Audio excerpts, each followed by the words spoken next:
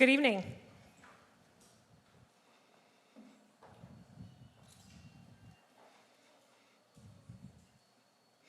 That was uncomfortable, wasn't it? How many thoughts flew through your head in those few seconds? It was in that discomfort of silence, in the barrage of thoughts, that I found my most profound transformation, a discovery that I can sum up for you in 4 words. Think less, feel more. For most of my life, I gave all of my attention to the voice in my head, a loud, insistent stream of thoughts running at the speed and decibel level of a nuclear-powered chainsaw. And that voice was like a nightmare Spotify playlist, endless covers of the same song titled, "There is not enough. There's not enough money, not enough time or opportunity, not enough love, not enough of you. There is never enough." And the more I listened, the louder it got, reverberating and compounding. I could hear the sound of 10,000 women behind me echoing my own voice, a mob of 10,000 Debs in pursuit, all playing the playlist through a bullhorn. There's not enough, there's not enough, there is not enough. So I did what anybody being chased by a mob would do.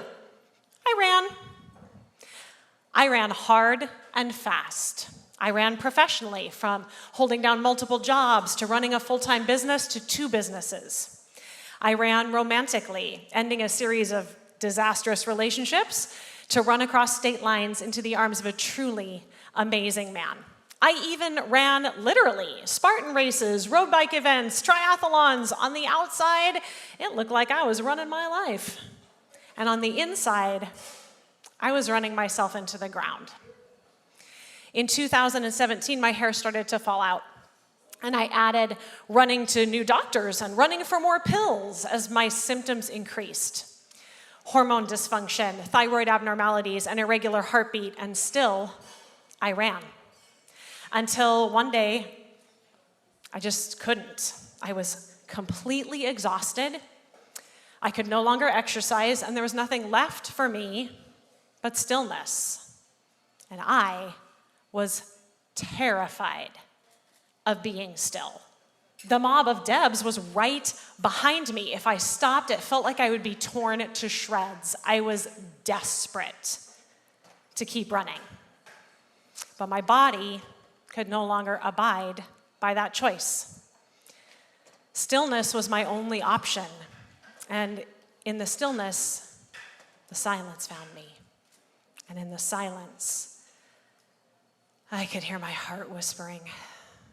And that voice, that wasn't just a different soundtrack, that was an entirely different instrument. When I tuned into this vibration in my body and I asked what was needed, I heard, "You don't need anything. You don't have. Everything you need is here within you. There's always enough. You are more than enough." This voice was soft and steady and easy. The heart doesn't speak in words, but in feelings, in gentle prompts and simple knowings. And in the company of this voice, there was no mob. There was nowhere to run. It was a place of peace and ease, a place where I wanted to spend more time. And here too, the more I listened, the louder it got, this voice in my heart, this sound in my silence. And the more I acknowledged and accepted this voice, the deeper I moved into myself and the truths that exist within and beyond my existence. Since learning to heed this heart voice, to think later, to feel first, for the first time in 6 years, I had a doctor's visit end with, "Just call me if anything comes up." I've had a normal EKG. I'm back to exercising regularly, but instinctually, letting my body lead. I've followed my feelings into new supportive friendships and professional networks, into a deeper connection in my marriage, and into a work schedule that has ample room for nourishing practices like meditation, nature walks, quiet reflection. And I've now made it my life's work to help women who are like I was, who are thinking too hard and running too fast to feel their own truth and the depth of possibility within. Lao Tzu said, "To the mind that is still, the whole universe surrenders."